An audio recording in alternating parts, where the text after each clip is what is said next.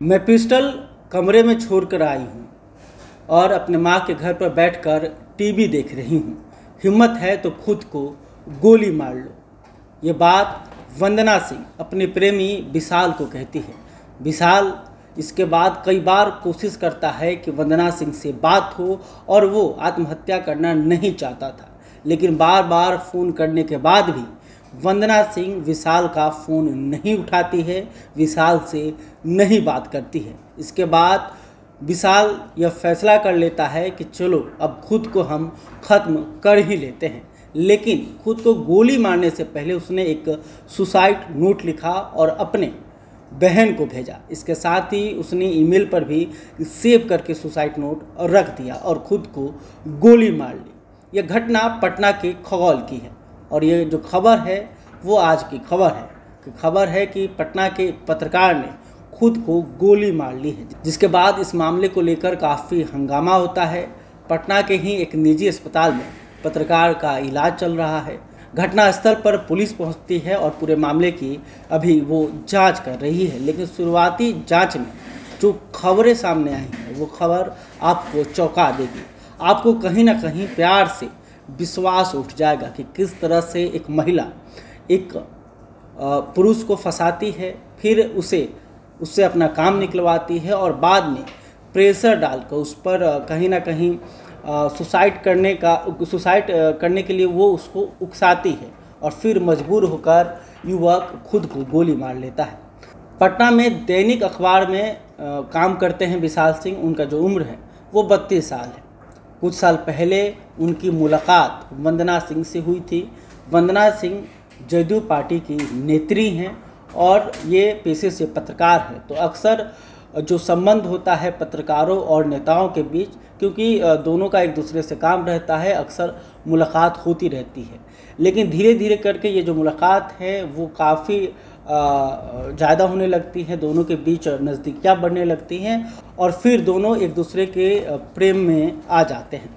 फिर और ये जो प्रेम है उसको रिश्ते में बदल दिया जाता है। 2020 में वंदना सिंह और विशाल सिंह की शादी होती है, लेकिन ये जो शादी होती है वो सबके सामने नहीं होती, यानी कि इसे छुपा कर किया जाता है। सिर्फ परिवार वालों को ही मालूम रहता है कि दोनों ने एक दूसरे से शादी कर ली है। अब वंदना सिंह के बारे में बताते हैं। वंदना सिंह जदयू की नेत्री हैं। 4 साल पहले उनके पति की मौत हो गई। हालांकि मौत को लेकर भी बड़ा आरोप उन पर लगा है, वो हम आपको आगे बताएंगे। मौत होने के बाद वंदना सिंह अकेले रहती थी और विशाल सिंह भी पटना में ही रहते। दोनों एक दूसरे से मुलाकात करते थे और मुलाकात करते करते दोनों के बीच प्रेम हो गया। दोनों ने एक साथ जीने मरने की कस्में खाई, ज़िंदगी एक दूसरे के साथ गुजारने की कस्में खाई और फिर शादी कर ली। फिर विशाल सिंह वंदना सिंह के घर में ही एक फ्लैट किराए पर लेकर अपने परिवार के साथ रहने लगे। वंदना सिंह का घर जो है पटना के खगौल में है। विशाल सिंह अपने परिवार के साथ उसके मकान में एक फ्लैट लेकर रहते थे। और ये जो बात है कहीं ना कहीं विशाल सिंह के जो परिवार वाले माँ बाप हैं उन्हें भी पता थे कि विशाल सिंह और वंदना सिंह के बीच रिश्ता है और इस रिश्ते को लेकर परिवार वाले भी खुश नहीं थे। अक्सर विशाल सिंह और उनके परिवार वालों के बीच इस बात को लेकर विवाद होता था, लेकिन धीरे धीरे ये जो विवाद है वो कहीं ना कहीं वंदना सिंह से भी होने लगा। वंदना सिंह और विशाल सिंह का जो रिश्ता था वो पहले जैसा नहीं रहा। अब यूँ कहें कि कहीं ना कहीं प्रेम में वो खटास आ गया था और दोनों एक दूसरे से अक्सर झगड़ते रहते थे और वाद विवाद होता रहता था। वैसे ही ये विवाद आज इतना बढ़ गया कि विशाल सिंह ने खुद को ख़त्म करने की कोशिश की, लेकिन खुद को ख़त्म करने से पहले विशाल ने जो सुसाइड नोट लिखी है उस सुसाइड नोट से कई चौंका देने वाले खुलासे होते हैं। सबसे पहला खुलासा कि वंदना सिंह के पति की जो 4 साल पहले हत्या हुई थी उसमें कहीं ना कहीं वंदना सिंह का हाथ है, ये बात कहना है विशाल सिंह का। इसके साथ ही उन्होंने ये भी आरोप लगाया है कि वंदना सिंह का कई बड़े नेताओं से संबंध है। इसके अलावा जो रसूखदार लोग हैं उनसे वंदना सिंह का संबंध है। इसके अलावा पटना के एक बड़े डॉक्टर के छोटे भाई से भी उनका रिश्ता था और उसके साथ भी वंदना सिंह ने ऐसा ही किया था।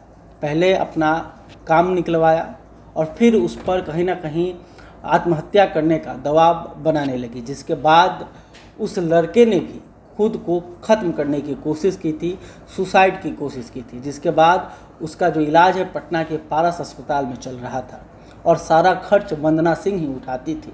विशाल सिंह ने यह भी लिखा है कि उसने खुद के पैसे से आईफोन और कई गहने वंदना को गिफ्ट किया था और इसके साथ ही उसके कई सारे काम भी किए थे, लेकिन बदले में उसे कुछ नहीं मिल रहा था। इसके बाद जब वो उस पर दबाव बना रहा था, बार बार पूछ रहा था कि भाई हमारा काम कब होगा, तो फिर वंदना सिंह ने इसके ऊपर दबाव बनाना शुरू कर दिया और उसे यानी कि विशाल को आत्महत्या करने के लिए उकसाने लगी।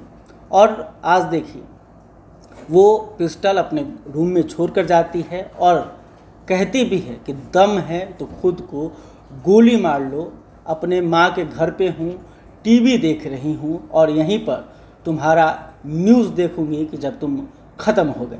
लेकिन विशाल सिंह ने खुद को तो गोली मार ली, लेकिन उनकी मौत नहीं हो सकी। वो बाल बाल बच के पटना के ही एक निजी अस्पताल में उनका इलाज चल रहा है। तो अब लोग सोच रहे हैं कि आखिर ऐसा कौन सी बात थी, किस बात को लेकर दोनों के बीच झगड़ा था। क्या विशाल सिंह को ये बातें मालूम चल गई थी कि उसका किन किन लोगों से संबंध है, किन किन बड़े लोगों के पास वो जाती है। क्या वंदना सिंह पर जो भी आरोप विशाल सिंह लगा रहे हैं वो सच हैं? क्या पति के हत्या के पीछे वंदना सिंह का ही हाथ था?